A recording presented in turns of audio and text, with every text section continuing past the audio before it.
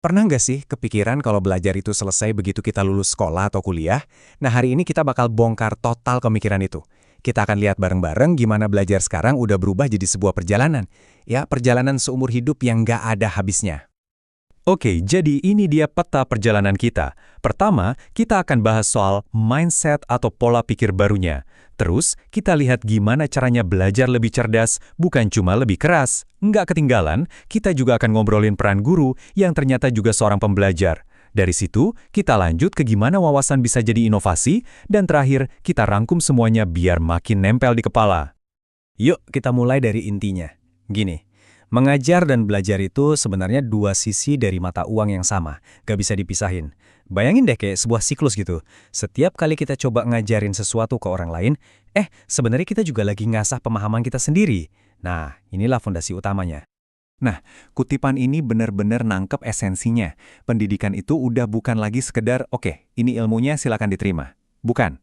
Buat guru-guru yang hebat, setiap pertanyaan dari murid itu justru jadi pemicu buat mereka belajar lagi, cari tahu lagi. Jadi ini kayak petualangan tanpa akhir buat guru dan muridnya. Seru kan?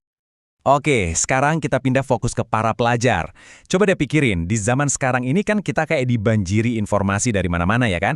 Jadi tantangannya itu bukan lagi soal belajar lebih keras atau lebih banyak, tapi gimana caranya belajar lebih cerdas. Nah, gimana tuh caranya? Yuk kita bedah. Disinilah bagian serunya. Bayangin aja, kamu bisa kumpulin semua materi kuliah, rekaman dosen, bab buku yang tebelnya minta ampun, terus kamu umpanin ke sebuah sistem. Setelah itu, tinggal tanya aja, tolong dong jelasin konsep ini pakai bahasa yang gampang, atau kasih contoh di dunia nyata dong. Ini bener-bener personalisasi belajar ke level yang beda banget. Hasilnya, jelas. Proses belajar jadi jauh lebih cepat dan pemahamannya juga lebih dalam.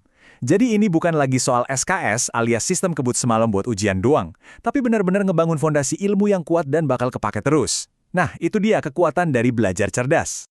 Nah, dari pelajar, kita pindah ke mereka yang ada di depan kelas, para guru.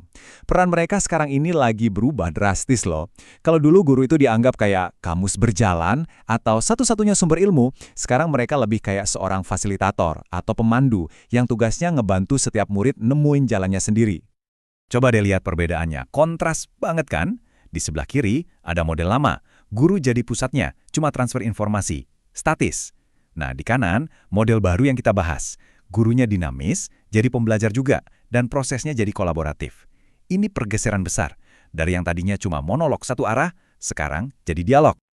Terus apa aja sih pilar-pilar dari guru sebagai pembelajar ini? Ada 5 nih. Pertama, benar-benar pahami muridnya, karena kan gaya belajar tiap orang beda-beda. Kedua, nggak pernah berhenti cari metode ngajar yang paling pas. Ketiga, tentu aja harus melek teknologi. Keempat, setiap pertanyaan murid itu dianggap sebagai peluang buat refleksi diri. Dan kelima, yang nggak kalah penting, adalah soal bimbingan dan pembentukan karakter. Lengkap banget kan pendekatannya? Salah satu contoh paling nyata dari metode ini tuh namanya project-based learning. Jadi, daripada cuma baca teori tentang ekosistem dari buku, gimana kalau murid-muridnya ditantang buat bikin ekosistem mini beneran di kelas? Nah, di situ mereka belajar sambil praktek, nemuin masalah beneran, dan cari solusinya sendiri. Ini namanya belajar yang hidup, bukan sekedar hafalan. Oke, konsep ini ternyata nggak cuma berlaku di dunia sekolah aja loh. Coba kita lihat gimana prinsip yang sama bisa kita temuin di dunia kerja. Para profesional, para kreator, para inovator, mereka semua juga pakai pola pikir ini buat menciptakan hal-hal baru.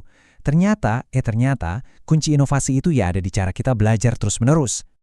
Lihat deh, polanya mirip banget kan sama yang dilakuin pelajar tadi? Kalau pelajar masukin materi kuliah, para kreator ini masukin data riset pasar, catatan brainstorming, analisis kompetitor, semuanya dijadiin satu. Terus mereka minta sistemnya buat cariin tren atau pola yang muncul. Dan akhirnya, boom! Mereka bisa nemuin koneksi-koneksi tersembunyi yang jadi cikal bakal ide baru. Dan hasilnya? Ya ini dia. Prosesnya itu kayak mengubah tumpukan data mentah yang berantakan, jadi sebuah presentasi yang super tajam dan meyakinkan. Dari yang tadinya cuma angka dan teks, jadi sebuah cerita yang siap buat ngeyakinin tim, atasan, atau bahkan investor. Keren banget. Oke, kita udah lihat gimana mindset ini bekerja buat pelajar, guru, sampai para kreator. Sekarang pertanyaannya, apa benang merah yang ngikat semuanya?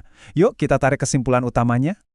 Nah, ini dia inti dari segalanya. Di zaman sekarang, dapatin informasi itu gampang banget, bahkan bisa dibilang murah. Tapi yang benar-benar mahal dan berharga itu adalah kemampuan untuk mensintesis semua informasi itu.